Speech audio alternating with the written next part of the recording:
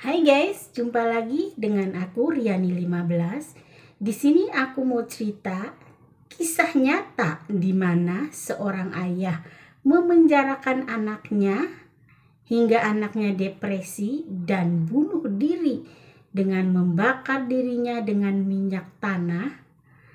Tapi Tuhan yang mempunyai kehidupan dan kematian, yang memberikan manusia ini lahir ke dunia, masih memberi waktu kehidupan untuk anak ini hingga sekarang dia bisa berumah tangga dan punya anak walaupun dengan tidak kesempurnaan bentuk tubuh. Mau tahu ceritanya? Yuk dengerin cerita aku. Ini anak terlahir sebagai anak keenam laki-laki dari ibu bapak aku, berarti adik aku dong. Kisahnya dimulai dari dia terlahir ke dunia dengan kebencian yang teramat sangat dari bapak aku.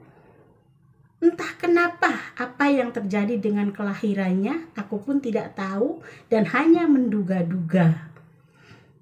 Dari kecil nih, dari lahir ke dunia, tidak pernah menyentuh, menggendong pun tidak, apalagi kasih sayang dia tidak memberikan. Dan tidak pernah memanggil namanya. Dia memanggil namanya sekarep-karep aja, sembarang nama yang dalam arti tidak bagus itu arti nama. Bahkan sumpah serapah yang mau ditukar dengan tetangga lah, sama tetangga itu mau ditukar dengan anak tetangga, mau ditukar dengan kambing lah gitu. Itu omongannya itu udah menyakitkan banget. Ya namanya orang tua ya, bagaimanapun bapakku yang kerja, berarti adik aku dihidupin dengan hasil dari usaha seorang ayah dong. Itu udah pasti, karena ibu aku itu sebagai ibu rumah tangga yang tidak punya keahlian apapun. Ya bagaimana dia mau berkreatif atau gimana ya, anaknya aja 7 loh. Aku ini anak pertama. Dengan zaman dulu itu kan tidak KB guys, dengan anaknya 3 tahun 2, 3 tahun 2, 3 tahun 2 begitu. Ini anak ini terlahir dengan hiperaktif banget. Wajahnya ganteng, tubuhnya sawo matang. Kalau kulitnya putih, tetangga bilang sih mirip dengan aku. Hidungnya mancung banget guys, matanya sipit gitu. Dan dari kecil karena hiperaktif itu, dia kan tanpa pengawasan orang tua ya. Dan sedangkan bapak aku itu waktu zaman lahirnya adik aku yang keenam ini, dia sukses sebagai pemborong guys. Sering ke Aceh, sering keluar Jawa gitu, dengan hasil yang melimpah waktu itu ya. Cuman kembali lagi ke itulah laki-laki, walaupun tidak semua ya. Di saat usianya sudah mapan, di saat kerjaannya udah stabil, uangnya udah melimpah, banyak yang jalannya tidak lurus lagi, berbelok-belok bahkan bercabang. Itulah yang terjadi dengan bapak aku. Jadi adik kecil aku yang keenam itu udah tanpa pengawasan orang tua laki-laki.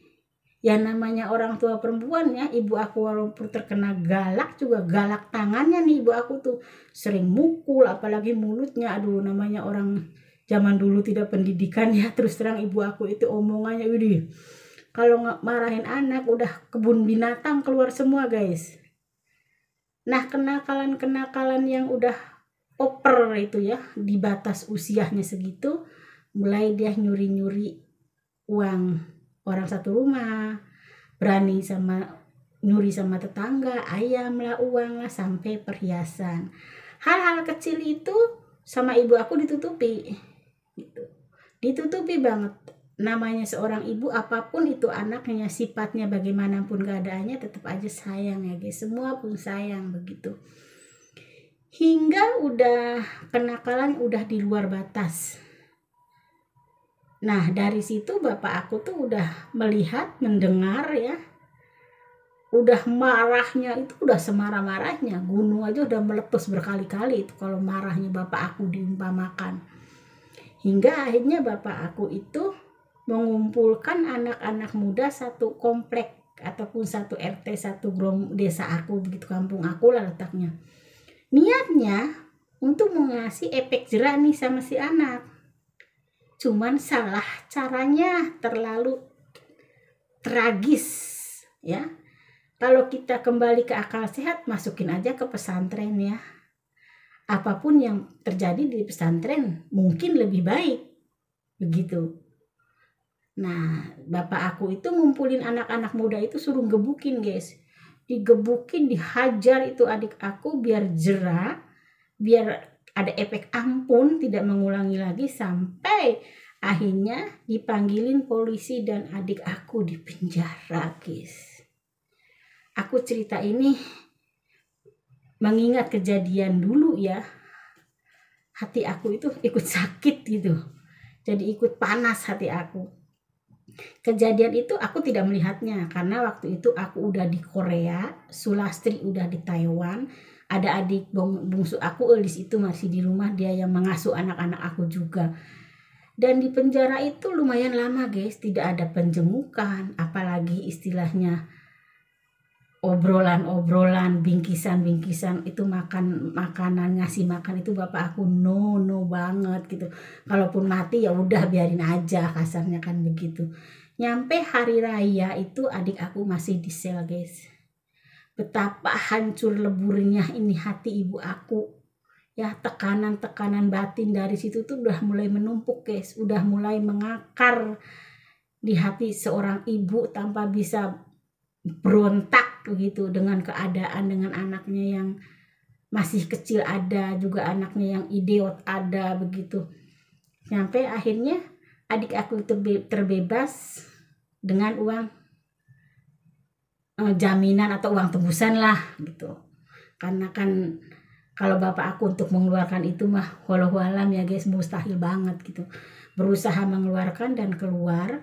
Nah dari situ adik aku ininya mulai ngeblank guys, sarafnya mulai kena, pastinya dengan trauma yang di penjara, dengan perlakuan yang bagaimanapun, karena dia tutup mulut, tidak pernah bercerita kepada siapapun.